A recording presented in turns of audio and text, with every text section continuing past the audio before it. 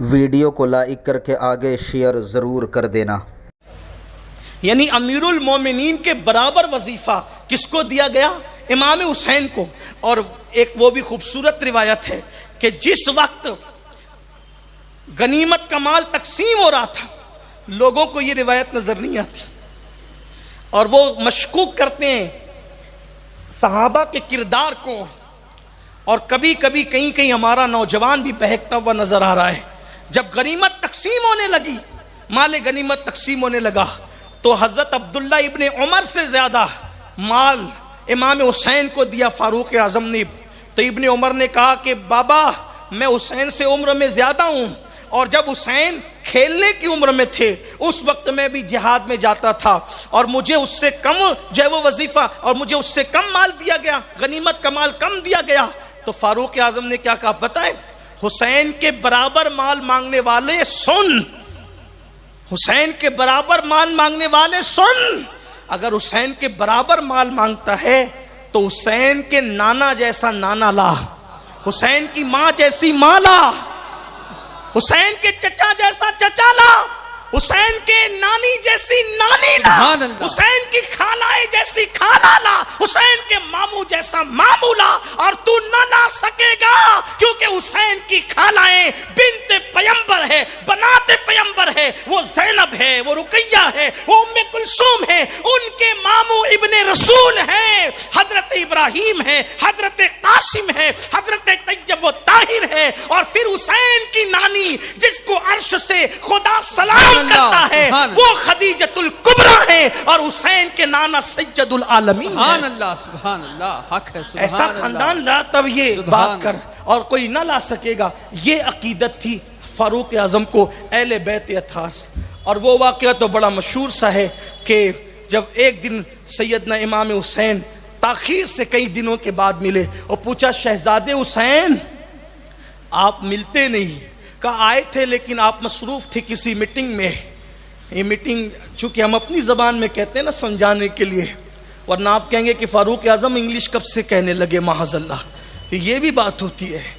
ہاں مگر یہ سمجھانے کے لیے بات ہوتی ہے نا، اگر آپ پوائنٹ نوٹ کرنے کے لیے آئے تو پھر نوٹ کرتے ہیں، آپ کو یہی سب ملنا ہے۔ جو نیت لے کر آتا ہے، جو آتا ہے امام حسین کی عقیدت میں، اس کو تو ملنا ہے خیرات بی بی زہرا کی چوکھٹ سے، اور جس نے بیٹھ کر کے پھر یہی سب کرنا ہے تو کرتا رہے، یہی سب کرنا ہے۔ تو آپ میٹنگ میں تھے، اس وجہ سے میں چلا گیا، اور میں اس لیے بھی گیا کہ آپ کا بیٹا منتظر تھا۔ جب بیٹے کو ملنے نہیں دیا گیا، میں نے سوچا بیٹے کو ملنے نہیں دیا گیا تو مجھے کیا ملنے دیا جائے گا؟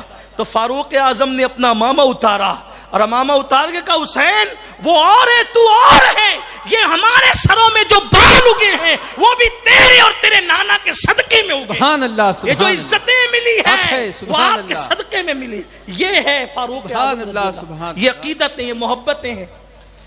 اب فاروق اعظم رضی اللہ تعالیٰ سے کا یہ آپ نے سنا، پھر ایسا کیا ہوا کہ لوگوں کو دشمنی ہو گئی فاروق اعظم سے۔ آج کل بہت زیادہ خلاف میں باتیں ہوتی ہیں نا صدیق و فاروق کے، اس کی وجہ کیا ہے؟ دیکھو وہ جو ڈنڈا ہے نا فاروق اعظم کا، وہ ابھی تک تڑپا رہا ہے، ایسے زخم دیے ہیں کہ ابھی تک وہ بھرے نہیں ہیں۔ ہوا یہ تھا کہ فاروق اعظم کا جب دور خلافت آیا، اور بڑے دانشمند تھے، بڑے سیاستداں تھے، بڑے عقل مند تھے، اللہ نے، حضور نے انہیں ایسا تیار کیا تھا، خدا نے ایسی عقل دی تھی، تدبیر کرتے تھے۔ فاروق اعظم کا منصوبہ تھا کہ ایران بھی فتح ہوگا، شام بھی فتح ہوگا، بیت المقدس پر اسلام کا پرچم لہرایا جائے۔ تو اس وقت ایران کے لوگ آتش پرست تھے، مجوسی تھے۔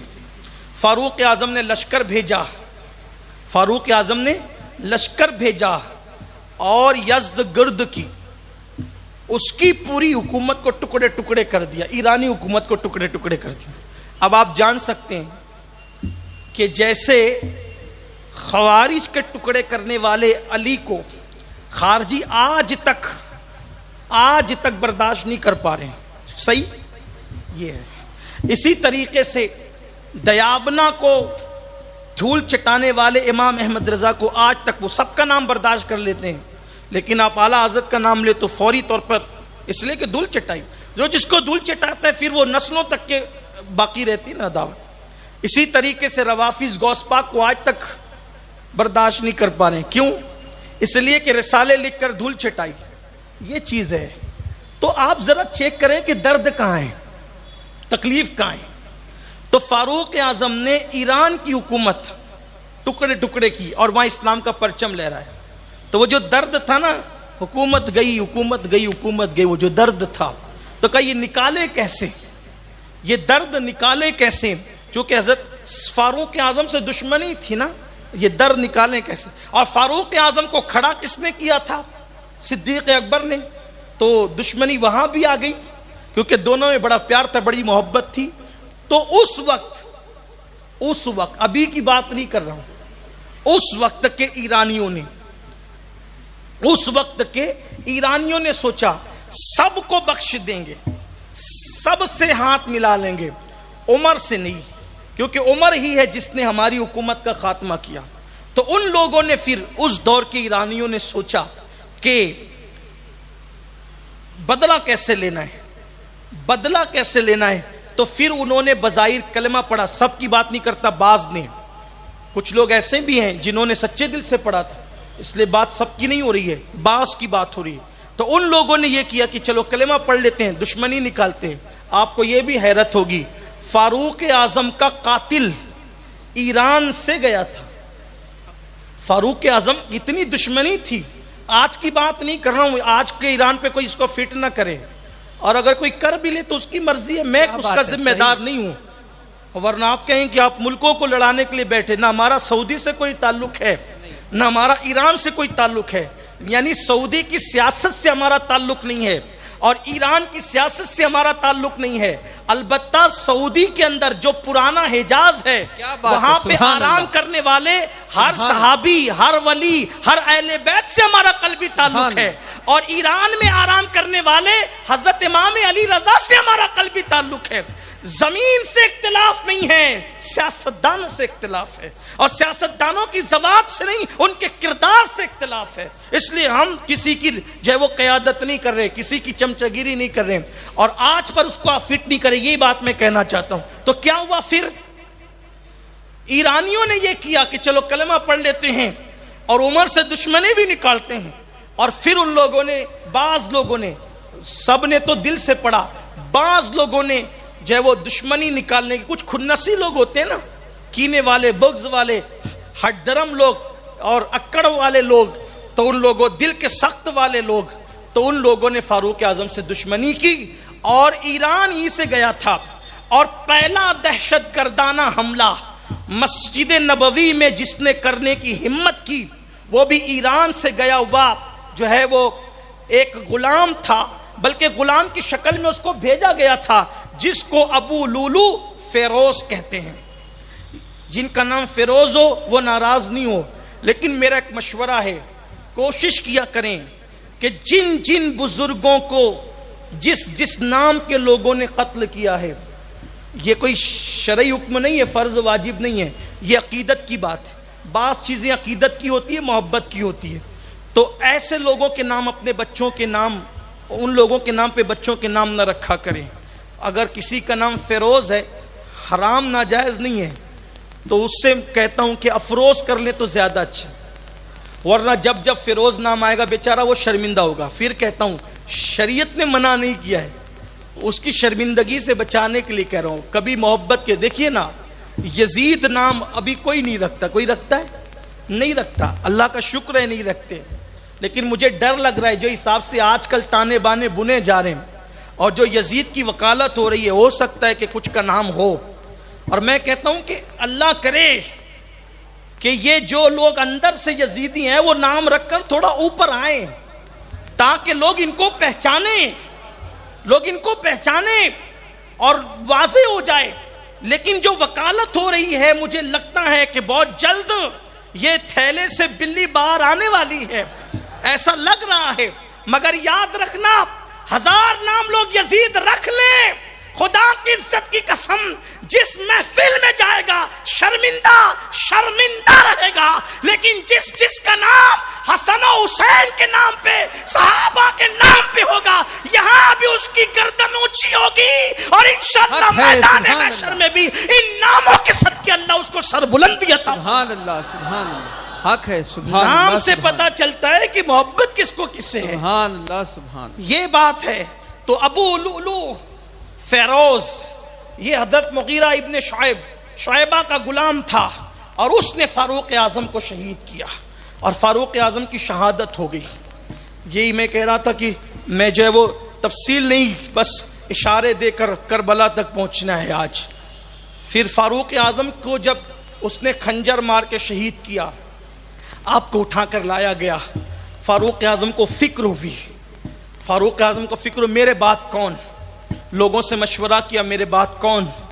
لوگوں نے کسی نے حضرت عثمان غنی کا نام پیش کیا, کسی نے مولا علی کا نام پیش کیا. فاروق اعظم کو کسی نے یہ بھی کہا اپنے بیٹے کو مقرر کر دیں. غصے میں آ گئے, فرمایا میں تمہاری جنت چاہتا ہوں, تم میری جہنم چاہتے ہو. کیا یہ رسول اللہ کی سنت ہے کہ اپنے بعد اپنے بیٹوں کو کھڑا کر دیں؟ نہیں, نہ ابو بکر نے ایسا کیا, نہ حضور نے ایسا کیا, میں بھی نہیں کروں. یہ بات ہے. فاروق اعظم نے کہا ایسا نہیں ہوگا. فاروق اعظم نے 6 لوگوں کی شورا بنائی. سیدنا عثمان غنی, حضرت مولا علی, حضرت طلحہ, حضرت زبیر, حضرت سعد ابن ابی وقاص اور حضرت عبد الرحمن ابن عوف. یعنی یہ 6 لوگ عشرہ مبشرہ میں سے تھے. ان 6 کو کہا کہ یہ 6 میں سے مسلمان جس کو چاہیں اپنا امیر منتخب کر لیں. اب جب فاروق اعظم کی شہادت ہو گئی, وہ ایک بڑا واقعہ ہے, سامنے آئے. پھر کبھی انشاءاللہ وہ شہادت پڑھیں گے, لیکن حصول برکت کے لیے کہہ دیا گیا کہ شہادت ہوئی. اللہ تعالیٰ ان کی خیرات ہمیں نصیب فرمائے. آپ شہید ہو گئے. آپ کی شہادت کے بعد یہ 6 میں سے ایسا ہوا کہ 3 نے اپنے آپ کو پیچھے کر کے 3 کے حق میں دستبردار ہو گئے. حضرت زبیر, حضرت طلحہ اور حضرت سعد ابن ابی وقاص, یہ تینوں نے ان تینوں کو حضرت عبد الرحمن ابن عوف, مولا علی اور عثمان غنی کو سونپ دیا. یہ تینوں پیچھے ہو گئے. اب ان تینوں میں سے کسی ایک کو مقرر ہونا ہے. تو حضرت عبد الرحمن ابن عوف نے کہا کہ مجھے تو خلیفہ نہیں بننا ہے, میں خلیفہ نہیں بنوں. اب بچے 2, تو 2 میں سے حضرت مولا علی کو پوچھا عبد الرحمن ابن عوف نے. یہ روایت آپ کے سامنے پیش کر رہا ہوں, ابن کثیر نے بھی اس کو لکھا کہ حضرت عبد الرحمن ابن عوف نے پوچھا کہ اگر میں آپ کے ہاتھ پہ بیعت نہ کروں, اگر میں آپ کے ہاتھ پہ بیعت نہ کروں تو آپ مجھے مشورہ کس سے بیعت کرنے کا دیں گے, کہ میں کس کی بیعت کروں؟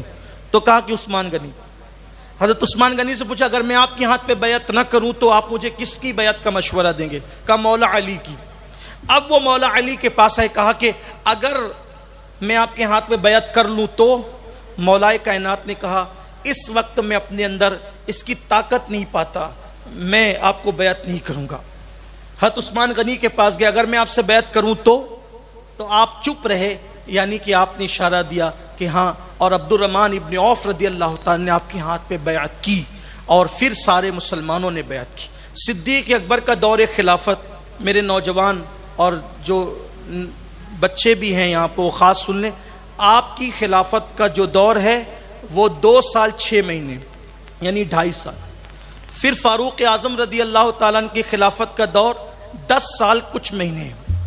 پھر عثمان غنی کا دور خلافت آیا تو ان کا دور خلافت 12 سال کچھ مہینے. ٹھیک. سب سے زیادہ مقبول اگر کوئی خلیفہ ہوا ہے تو وہ حضرت عثمان غنی. فاروق اعظم سے بھی زیادہ مقبولیت حضرت عثمان غنی کی تھی 6 سالوں کے اندر. ابتدا کے 6 سال بہت مقبولیت رہی, بعد کے 6 سالوں میں جو وہ عجیب طور کا فتنہ اور شورش پیدا ہو گئی. بڑی عجیب سی شرارت تھی, عجیب سی شورش تھی اور ہنگامہ ہو گیا. ہنگامے کی ایک بہت بڑی وجہ یہ بنی, ایک بڑی وجہ کہ مصر کا گورنر تھا عبداللہ ابن سراح. تو ابن سراح نے جو ہے وہ لوگوں پہ ظلم شروع کیا. اب ظلم نہیں کر سکتے. دیکھو جو خلیفۃ المسلمین ہے اس کا کردار کیا ہے. ایک مرتبہ حضرت عمرو ابن عاص रदी अल्लाह ताला के बेटे ने एक शख्स को चाबुक मारा और वो अमीरुल मोमिनीन फारूक आजम के दरबार में शिकायत आई, तो फारूक आजम ने हजरत अमर इब्न आस से कहा कि माओ ने लोगों को आजाद पैदा किया है, तुमने कब से गुलाम बनाना शुरू कर दिया। ये सरजनिश थी, ये अदल का हाल था। लेकिन जब सैयद अच्छा लगा हो तो लाइक करके आगे शेयर ज़रूर कर देना। अल्लाह हाफिज़।